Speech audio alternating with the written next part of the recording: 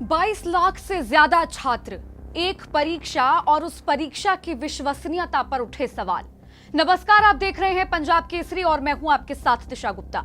NEET UG paper leak विवाद के बाद अब सरकार और नेशनल टेस्टिंग एजेंसी यानी एनटीए किसी भी तरह की चूक नहीं चाहती है। यही वजह है कि 21 जून को होने वाली दोबारा परीक्षा के लिए इस बार सुरक्षा के ऐसे इंतजाम किए जा रहे हैं जिन्हें हाल के वर्षों में शायद ही कभी देखा गया हो। दरअसल पेपर लीक विवाद के बाद लाखों छात्रों और उनके परिवारों के मन में यह सवाल था कि आखिर परीक्षा प्रक्रिया को पूरी तरह सुरक्षित कैसे बनाया जाएगा। अब इसी भरोसे को वापस लाने के लिए शिक्षा मंत्रालय और एनटीए ने कई बड़े कदम उठाए हैं।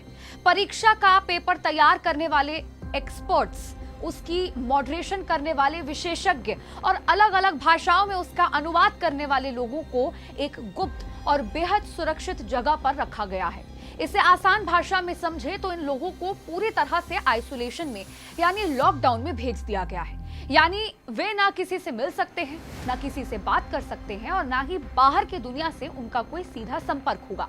ये व्यवस्था परीक्षा खत्म होने तक जारी रहने वाली है। सिर्फ इतना ही नहीं, जिन लोगों को इस प्रक्रिया में शामिल किया गया है उनके मोबाइल फोन, लैपटॉप और दूसरे कम्युनिकेशन डिवाइस तक सीमित या प्रतिबंधित कर दिए गए हैं। इंटरनेट के इस्तेमाल पर भी कड़ा नियंत्रण रखा गया है।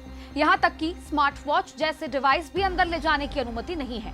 यानी पेपर तैयार करने की प्रक्रिया को पूरी तरह सुरक्षित घेरे में रखा गया है। सुरक्षा का दूसरा बड़ा हिस्सा पेपर की छपाई, पैकेजिंग और ट्रांसपोर्टेशन से जुड़ा है।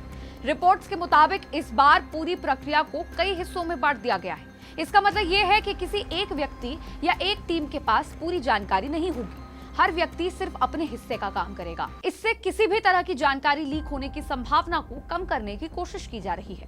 इतना ही नहीं, खबर यह भी है कि प्रश्न पत्रों को देश भर के परीक्षा केंद्रों तक पहुंचाने के लिए भारतीय वायुसेना के विमानों के इस्तेमाल पर भी विचार हो रहा है।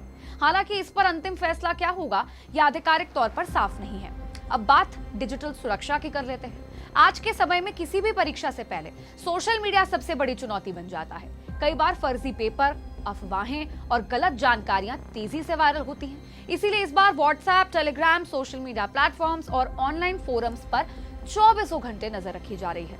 कोशिश ये है कि कोई भी फर्जी प्रश्न पत्र या भ्रामक जानकारी छात्रों तक न पहुंचे।